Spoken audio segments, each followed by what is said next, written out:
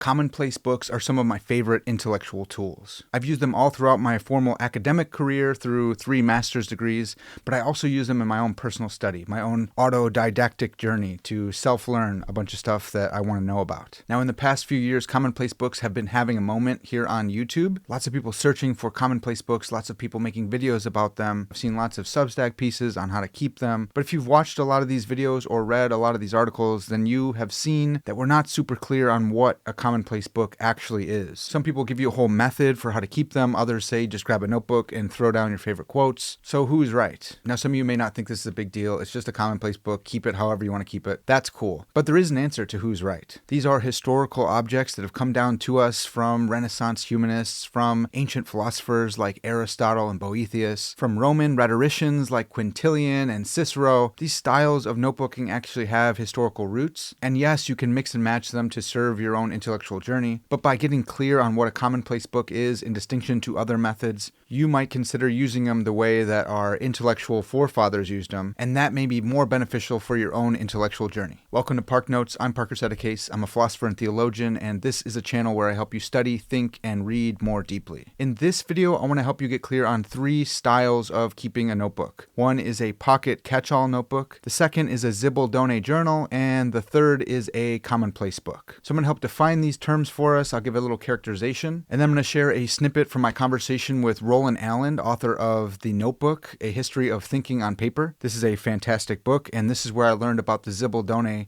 journal. I highly recommend you grab this book. If you want to support this channel, then grab it from the link in my description. And if you want to hear our full hour-long conversation on my podcast, Parker's Pensées, then check this link up here, or you can find it in the description as well. So in that snippet from our podcast episode, Roland is going to help us with the history of commonplace books and Zibaldone journals. And then after that, I'll go over some pros and cons of keeping a commonplace book versus a Zibaldone versus a catch-all pocket notebook. So again, like I said, maybe you want to mesh all these categories together. That's cool. But if you're like me and you like to have things organized and get clear on concepts, then I think this video is going to be really helpful for you. You can keep one of these styles of notebooks or all 3. I use all 3, and it's immensely beneficial for my own intellectual life. But the goal of this video is just to get clear on these methods so you can find which one is best for you. Okay, so let's jump right in with a pocket catch-all journal. So when some people talk about a commonplace book, they think of it as a common place to just store all your ideas and your favorite quotes and your to-do lists and your grocery lists. They think of it as a one-stop shop for all of your thoughts. But that's not really a commonplace book. That's more of what I call a catch-all notebook or a catch-all journal. A catch-all is exactly that. It's something that catches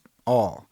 I use it as my working memory. That way I don't have to have these to-do lists and tasks and ideas and quotes rolling around in my head, all fighting with each other, vying for my attention. I put them in my pocket catch-all, and then I reflect on them throughout the day and definitely before bed. So I've been keeping pocket catch-alls for at least the past 12 years, and it's been super beneficial for me. Now I can sleep peacefully because I don't have all these ideas rushing through my mind. I'm not trying to remember them as I'm going to sleep. I know they're in here. I have them. I can refresh myself on those ideas when I wake up in the morning. So everything I need to remember goes in here. People's names, phone numbers, grocery lists, to-do lists, task lists, favorite quotes if I'm listening to an audiobook or a podcast episode and someone says something really profound, that's going to go in here. And then from this catch-all, I can disperse the quotes or the ideas or the tasks out to a different notebook at a later time. I really like using pocket notebooks like a Moleskine. This is a Murdy Creative cover on here. Here's a Smytheson of Bond Street. I also use Field Notes memo books or a Leuchtturm 1917 A6. I'm still figuring out which pocket notebook brand is best, but I think actually different ones are going to serve you for different occasions. So like this memo book's going to go nicely into my suit pocket where a Leuchtturm would probably be too thick. So I mix and match these. It doesn't really matter, but what does matter is that it's a pocket notebook. I can bring this with me. It's not too bulky. It goes with me everywhere I go, and I catch all my ideas. I catch all my quotes. I catch anything that I need to remember into my pocket notebook. And this is not actually a commonplace book. So next up we have a Zibaldone journal. This is what I think a lot of people think a commonplace book is. Now I'm probably pronouncing that wrong. It's probably like Zibaldone, but I feel really embarrassed saying that. I'm Italian, but I don't speak Italian, so I'm sorry if that's grating on anyone's ears. But this is pretty similar to a Commonplace book in that it's a place where you collect your favorite quotes and sayings, but you're not using any formal heading in order to categorize different sayings. So I actually think this is what most people think a Commonplace book is, because a Zibaldone is just a place where you collect your favorite sayings and poems and riddles, your own story ideas, your own thoughts, your own ideas. Everything goes in one spot. They call it a Zibaldone because that has its roots in salad. So this is like your salad book. All different things go into one spot, and then you can pull it out to reflect on it or share it with friends and family. So I just started keeping my own Zibaldone thanks to Roland Allen and his book, The Notebook. In here, he gives this beautiful history of paper and the modern codex, which is like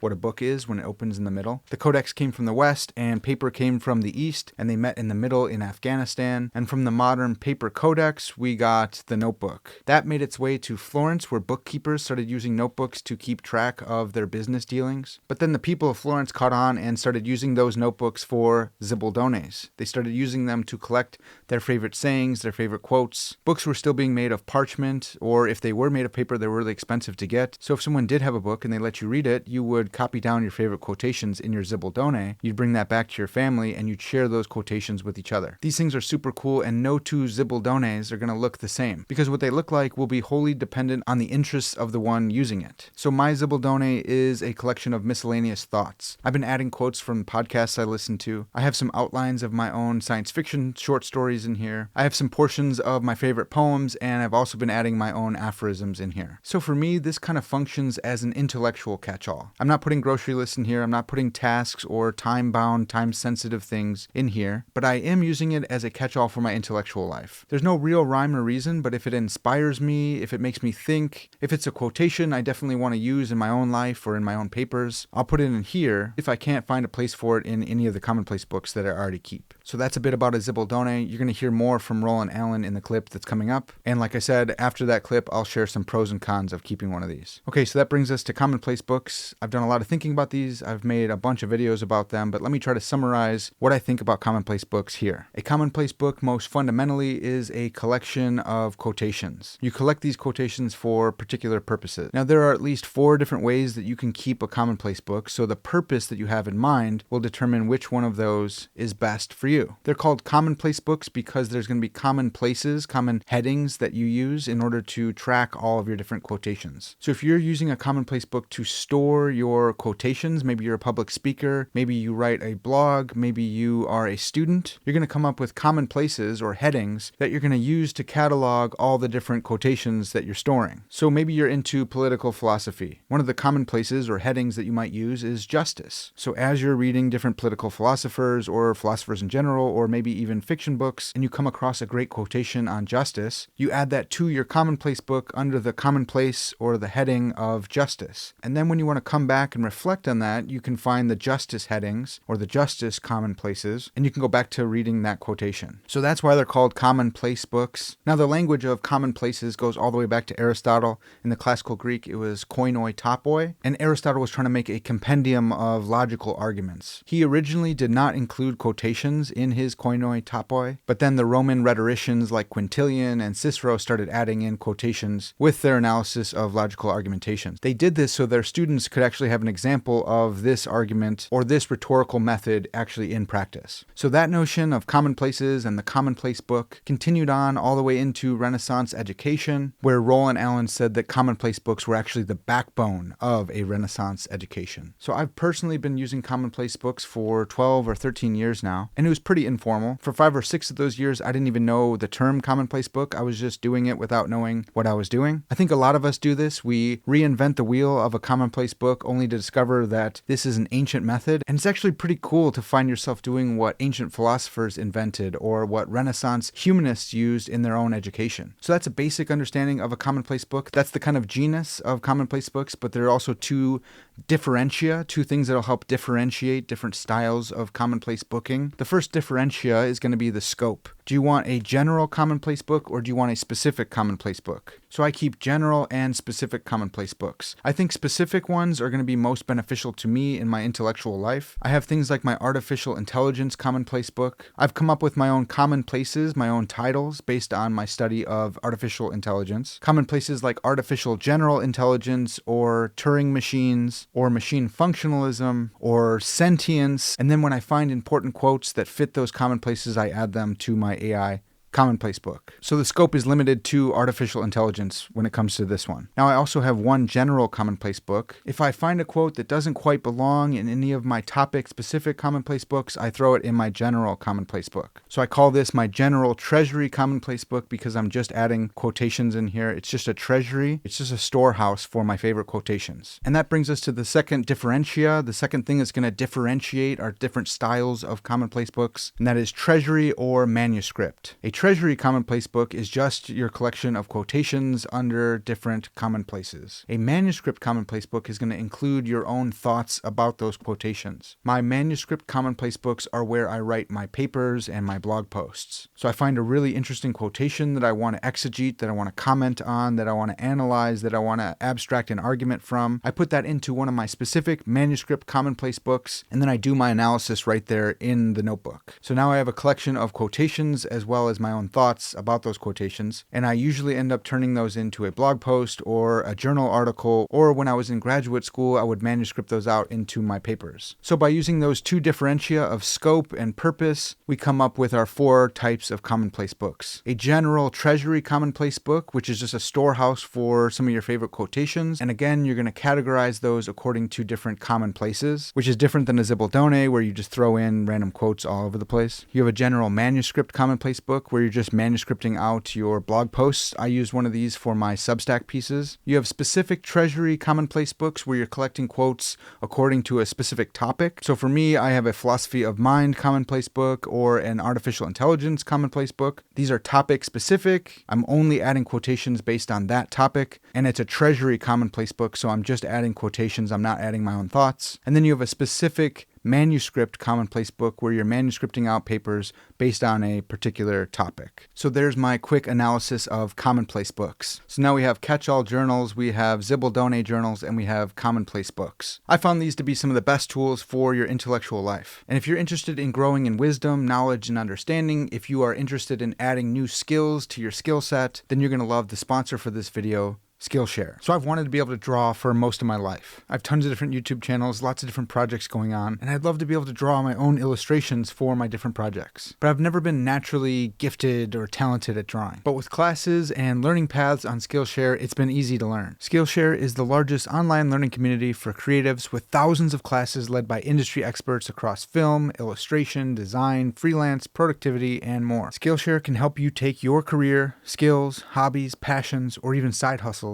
to the next level. Now, I absolutely love Skillshare. They make it so easy to pick up new skills. I've been primarily using it to learn how to sketch and draw in a notepad as well as use Procreate. But since creating YouTube videos is such a huge part of my life, I've also been searching the Skillshare catalog on how to grow your YouTube skills. So I've been checking out courses like YouTube Success, where he teaches you how to use a script and how to shoot and edit YouTube videos. But I also randomly searched Commonplace book in the Skillshare catalog, and as of this video, there are 4 courses that you can take on how to make and use Commonplace books. They genuinely have something for everyone. So you got to check out Skillshare. Right now, the first 500 people to use the link in my description will get a 1-month free trial of Skillshare. So come join me and let's get started today. So big thanks to Skillshare for sponsoring this video. I really love those guys. Now let's jump into the clip from my podcast episode with Roland Allen. And we're going to discuss a little bit more of the distinction between a Zibaldone and a Commonplace book. And he's going to share some of the history of the two with us. I'm going to butcher this. I've been trying to say it because I don't want to give it a real Italian pronunciation, but it probably has one. But it's like the Zibaldone. Parker, I'm going to give you some advice. Right, imagine you're in an Italian restaurant and you're trying desperately to fit in with the locals. Yeah. And so you just charge at it. Zibaldone. Okay. Go on. I am Italian, so my ancestors probably like rolling in their grave. My last name is it's Settecase, but the real Italian is Settecase. So it's like. All right, so it's a Let's just do it in that way. Yeah, exactly. Zibaldone. Perfect. Okay. So Zibaldone, and restaurants is a good setting for it because it seems to have meant salad actually. That's the Mhm. derivation of it. And like a salad, a Zibaldone was a notebook where you just filled it with tasty stuff. Hmm. Anything you wanted to keep hold of and read later. Now, remember, you mentioned print. This is 200 years before printing arrives. So not many people have got complete books in their house. If they've got a complete manuscript copy of a book, that's expensive and unusual. But in Florence, what they do is they take the business notebooks home and they just start filling them with poems, Aesop's fables, stories from Ovid, their favorite stories from the Bible, their favorite prayers, public announcement, recipes, weird cures for diseases, anything like this, anything which they think is going to be useful or fun. And there's no rhyme or reason to it. They just Hmm. write down whatever they want to keep hold of. And I just love them. They doodle in them as well. They illustrate their own stories as well. And what you get is this real love of reading. And Florence at the time was super literate. Like nearly everyone could read and write, unlike nearly all of Europe. And they really enjoyed it. You know, they took a huge amount of pleasure in reading poetry and stories and keeping them and passing them around and sharing them. And I think this is something which we can all learn a bit from. I think everyone should have a Zibaldone, definitely. Amen to that. I I had such a longing for these people. I was like, man, the whole city, like everyone had one, and they would pass them to each other, and they'd write in each other's, and they would share their favorite quotes with each other. And I'm like, that to me is so much more beautiful than just being like, well, let's talk about the weather. Let's talk about the sports game. Like, Yeah, let's talk about like no, here, let me share you. This is a beautiful saying. Write this down in your Zibaldone. Like, yeah. Proverbs were very common, mm, exactly. And I just yeah, love the fact that it's fun. It's just yes. fun. Yes, totally. And it's a fun hobby that makes you literate, that makes you well read, that makes you someone who can give a proverb and a wise saying because it's on your tongue because you just read it in your book like a second ago. And of course, it helps you remember what it was that you read. Exactly. Yeah. Yeah. That's another important point. It's actually like writing it down by hand and like transcribing it helps it get up in here and stay in there. Um, on my other YouTube channel exploded. It's almost 200,000 subscribers, and that's all because I make a lot of videos about commonplace books, and YouTube loves commonplace books. But most people in the popular level think a commonplace book is a Zibaldone, and they're like, "Yeah, it's a Yes, commonplace for all exactly. your ideas." And it's like, well, not Yeah. actually. I don't want to be Mister like technical or whatever, but these are historical artifacts that people have used forever. And a Yeah. commonplace book is they have commonplaces, so it's like here's a Yeah. title, and that's how I find the quotations. If I'm going to go write a paper, if I'm going to go give a speech, they're under commonplaces, and that word has become commonplace. That's like, oh, it's Hmm. so obvious, but it was like a special moniker that you'd put quotes under. So can you because I you write about commonplace books in here as well. Can you give us a characterization?